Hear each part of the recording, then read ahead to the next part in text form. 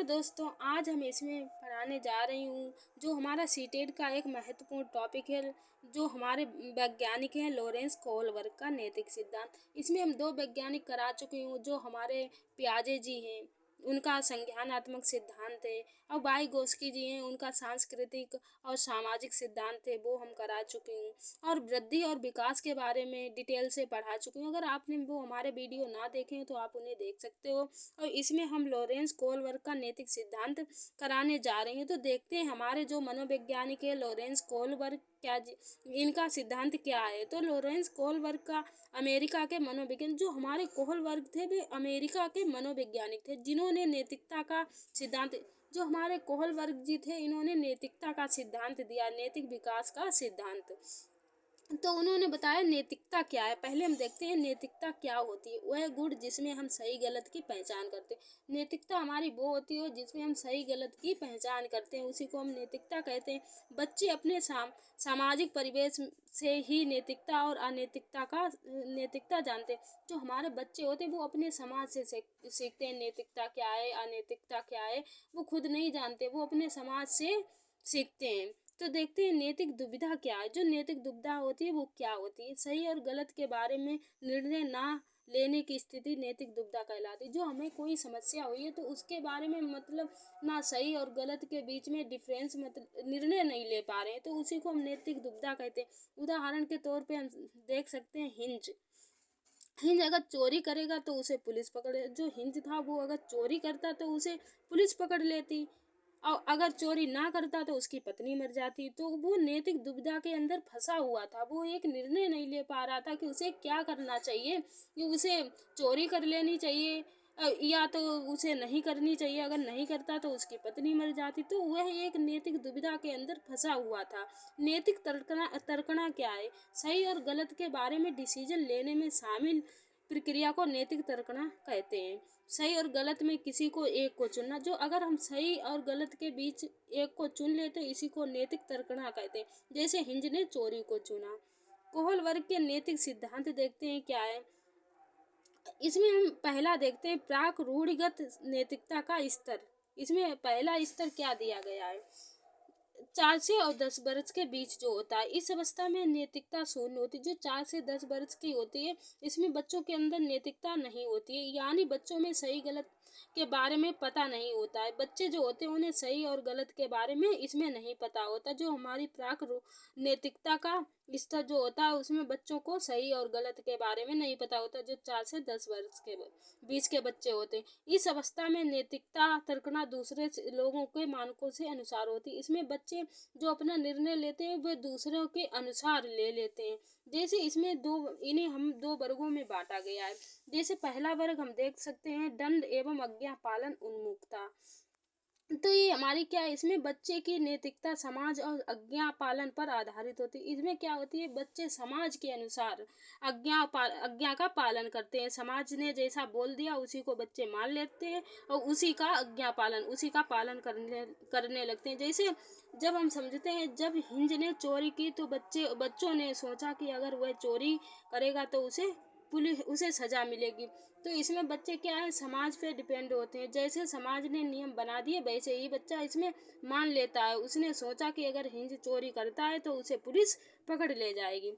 तो इसका दूसरा भाग देखते हैं क्या है, साधनात्मक सापेक्षता तथा उन्मुखता। तो इसमें इस अवस्था में जैसे को तैसा कहा जाता है। इस अवस्था में क्या होता है, बच्चा जो जैसा उसके साथ जैसा व्यवहार करता है बच्चा भी उसके साथ में ही वैसा व्यवहार करता है। उदाहरण के तौर पे हम समझ सकते हैं, एक बच्चे ने दूसरे बच्चे की पेंसिल तोड़ दी तो उसने बदले में भी उसकी पेंसिल या पेन तोड़ दिया।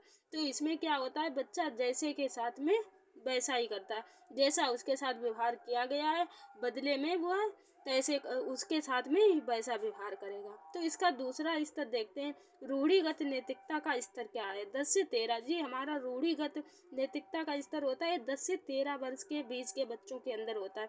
इस अवस्था में बच्चा दूसरे लोगों के मानकों को अपने अंदर समावेशित कर लेता है।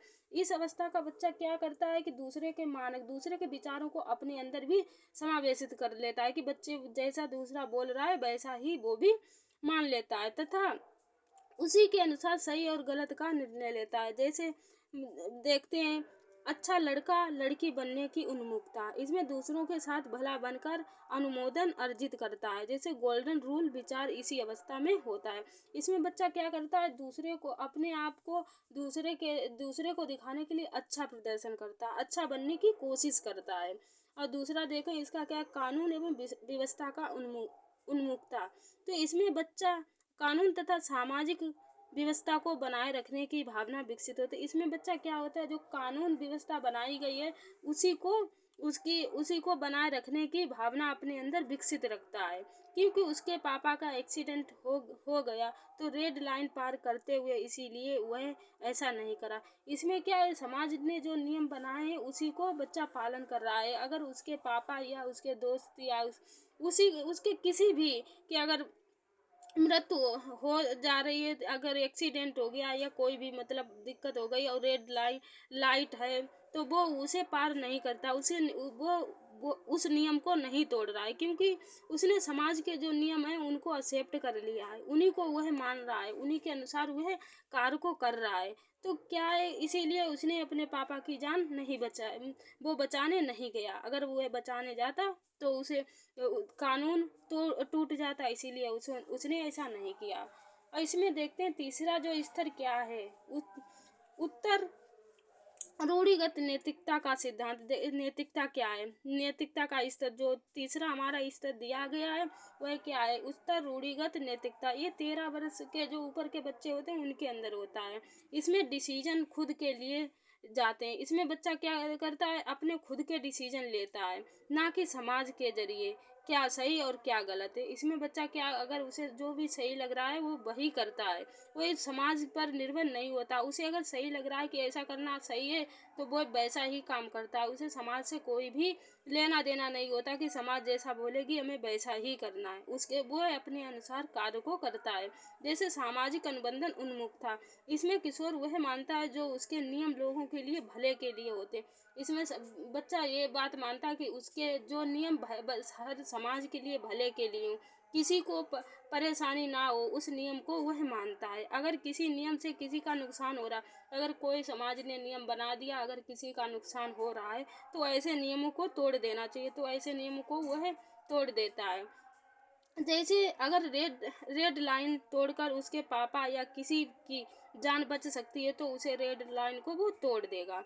सार्वभौमिक नैतिकता का सिद्धांत देखते हैं। इसमें दूसरे के विचारों से नहीं बल्कि अपने खुद के मानकों के अनुसार व्यवहार करता है। इसमें बच्चा क्या करता है, दूसरों के विचारों से नहीं, अपने खुद के मानकों के विचारों से व्यवहार करता है। इसमें किसी दूसरे के फायदे के लिए नहीं, अपने जिन में खेल जाता है, अपनी जान पे खेल जाता है। इसमें क्या होता है, बच्चा दूसरे के फायदे के लिए नहीं, अपनी जान पे खेल जाता है। अगर दूसरे का फायदा हो रहा तो इसमें बच्चा क्या करेगा, अपनी जान पे खेल जाएगा और वो काम जरूर मतलब उसे बचा लेगा। तो इसमें देखते हैं कोहलबर्ग के सिद्धांत की आलोचना की। कोहलबर्ग थे, इनके सिद्धांत की आलोचना की। देखते हैं इसके सिद्धांत की आलोचना कैरोल गिल्लिगन ने की थी। उन्होंने तर्क दिया कि कोहलबर्ग ने अपने प्रयोगशाला या एक्सपेरिमेंट में महिलाओं को कम प्राथमिकता दी। कोहलबर्ग जी ने इसमें महिलाओं को प्राथमिकता नहीं दी है। तो इसमें हमारा यहाँ पे